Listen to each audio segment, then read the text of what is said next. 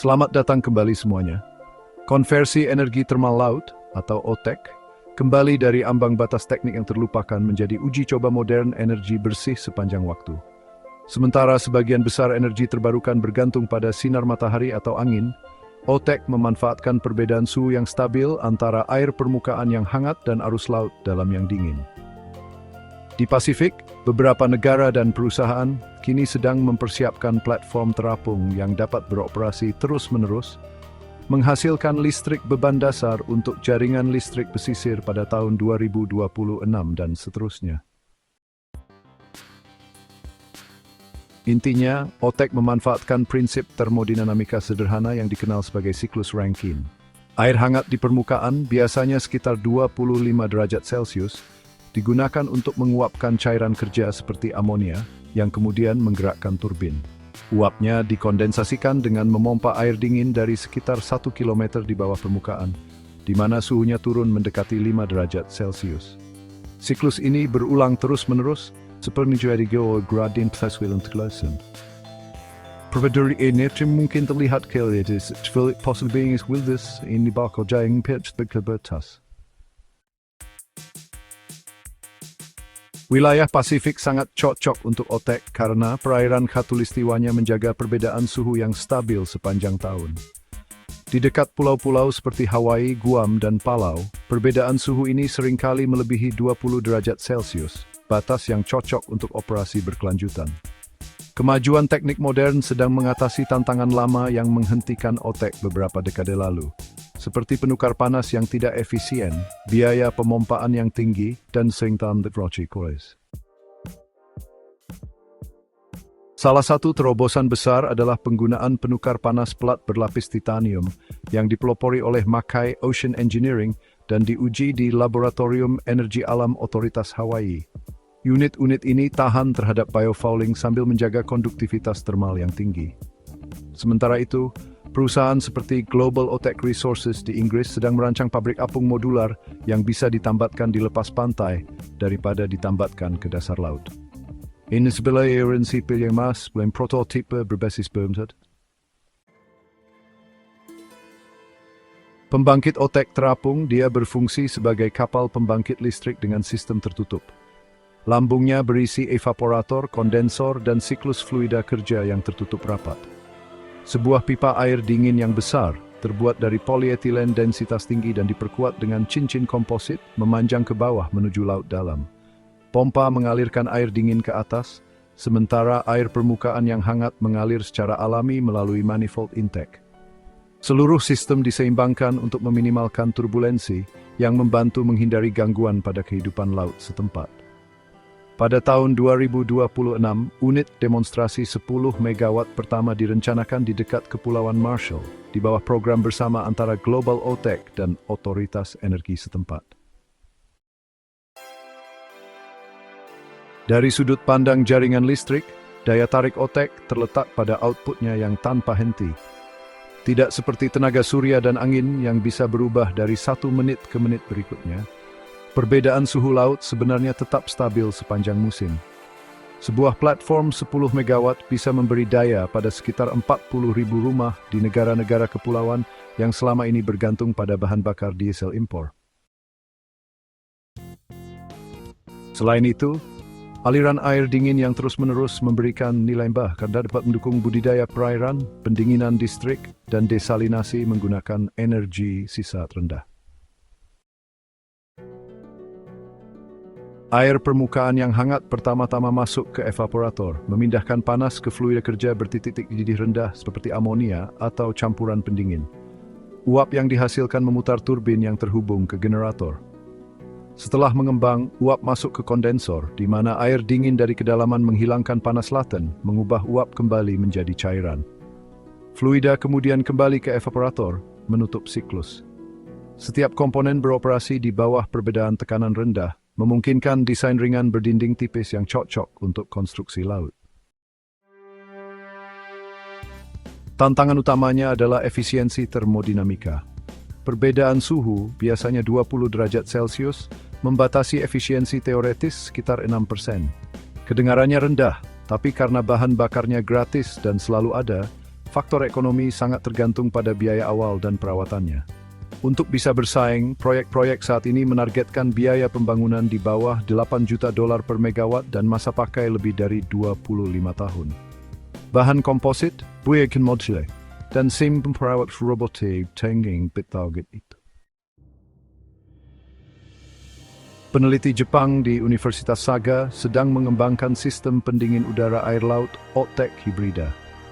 Ini untuk resor-resor di Pasifik. Sistem ini menggabungkan modul kecil berdaya 1 hingga 2 megawatt yang menyediakan listrik dan air dingin secara bersamaan. Pada tahun 2026, Institut Sains Teknologi Okinawa berencana menguji pipa air dingin terapung yang dibangun dengan segmen daya apung yang bisa diatur, yang bisa ditarik saat badai.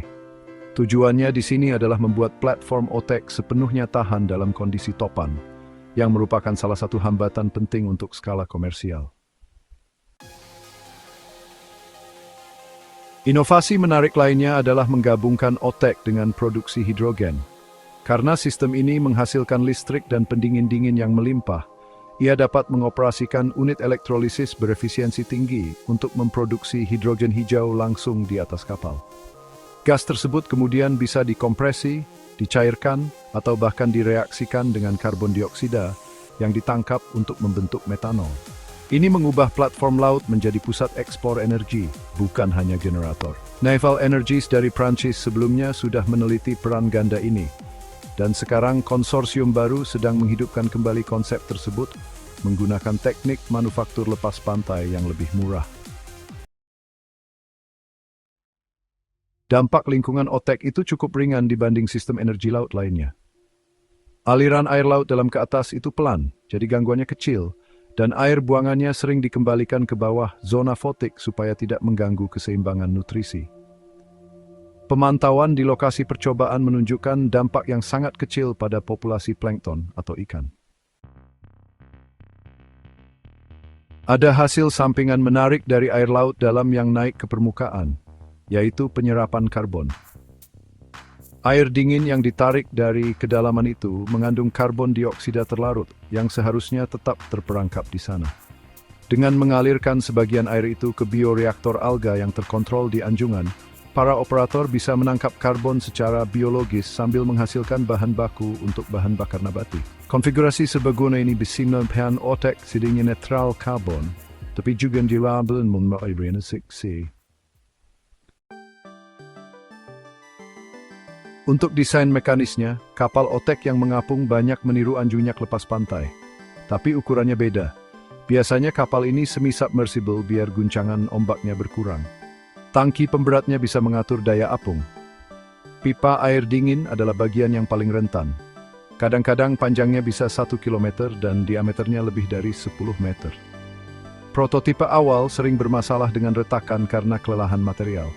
Tapi, kemajuan terbaru pada sambungan komposit yang fleksibel memungkinkan pipa bergerak dinamis tanpa ada konsentrasi tegangan.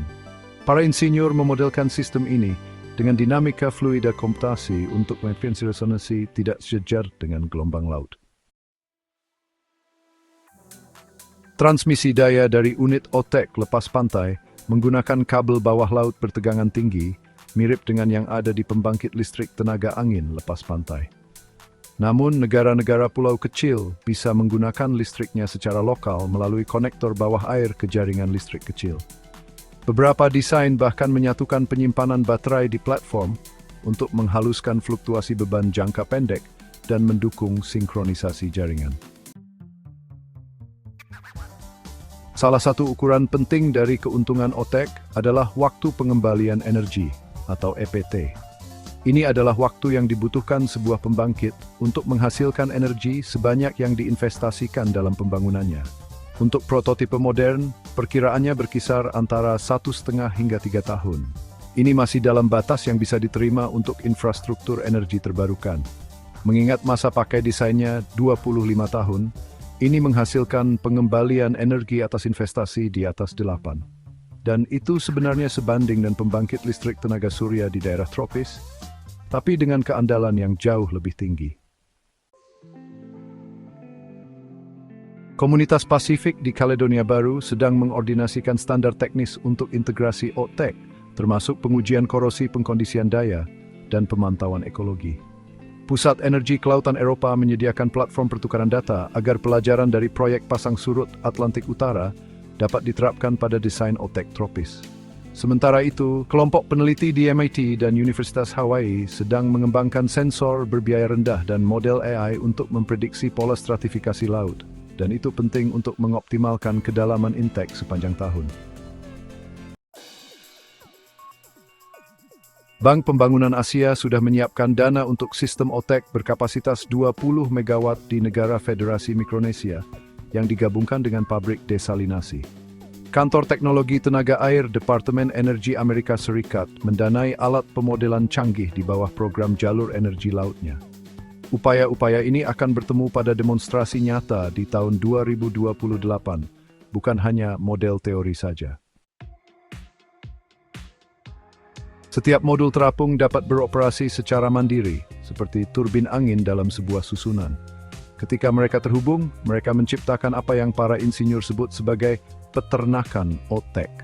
Susunan 200 MW bisa menempati kurang dari 10 km persegi permukaan laut, diposisikan cukup jauh dari pantai untuk menghindari jalur pelayaran. Kapal pemelisur laten yang dilengkapi dengan kapal selam yang dioperasikan dari jarak jauh dapat memeriksa pipa air dingin, penukar panas, dan tamban dan banfeng penyelam. Selain listrik, infrastruktur yang dibangun untuk OTEC membuka pintu bagi industri tambahan. Pasokan air dingin kaya nutrisi yang terus-menerus mendukung budidaya tuna dan udang, sementara modul desalinasi menyediakan kemandirian air bersih. Beberapa platform yang diusulkan bahkan menyertakan pusat data yang didinginkan langsung oleh sirkuit air dalam, memanfaatkan gradien termal yang sama untuk menghilangkan biaya pendingin udara. Diversifikasi semacam itu membuat ekosistem tangguh secara ekonomi, menggabungkan produksi listrik, air, dan makanan dalam satu kompleks lepas pantai. Banyak yang bilang OTEC itu kurang efisien, jadi tidak praktis. Tapi, mereka salah paham. Panas di laut itu banyak sekali, lebih dari cukup untuk memenuhi kebutuhan energi seluruh dunia berkali-kali lipat kalau kita bisa memanfaatkannya dengan baik. Tantangan utamanya selalu soal biaya, bukan karena fisika. Dengan cara pembangunan modular yang baru dan komponen yang diproduksi massal, biaya per kilowatt semakin turun. Desain yang mengapung bisa dibangun di galangan kapal, in teorik lokasi di tambangkan seperti sidebar di laut, hingga besar tepit. Kedepannya, OTEC mungkin punya peran yang tidak terlalu mencolok, tapi sangat penting dalam menstabilkan jaringan energi terbarukan. Meskipun tenaga surya dan angin sering jadi berita utama, mereka butuh teman yang bisa menyediakan listrik dasar tanpa henti tanpa harus pakai bahan bakar fosil. Nah, energi panas laut ini sangat cocok untuk mengisi kekosongan itu. Pada tahun 2029, kita mungkin akan melihat banyak pembangkit listrik terapung di Pasifik yang diam-diam menghasilkan listrik siang dan malam, mengubah wilayah itu jadi contoh nyata kemandirian energi. 4 tahun ke depan akan menentukan apakah ide berusia seabad ini akhirnya memenuhi janjinya. Setiap demonstrasi yang berhasil menambah keyakinan bahwa tenaga listrik beban dasar yang stabil dan berkelanjutan bisa berasal dari laut itu sendiri. Jika OTEC terbukti dapat diandalkan dalam kondisi Pasifik, pengembangannya dapat menyebar dengan cepat di seluruh sabuk tropis dunia, dari Karibia hingga Asia Tenggara, membuat cara negara pesisir memiliki belokirikan. Terima kasih sponsor unprobangantis.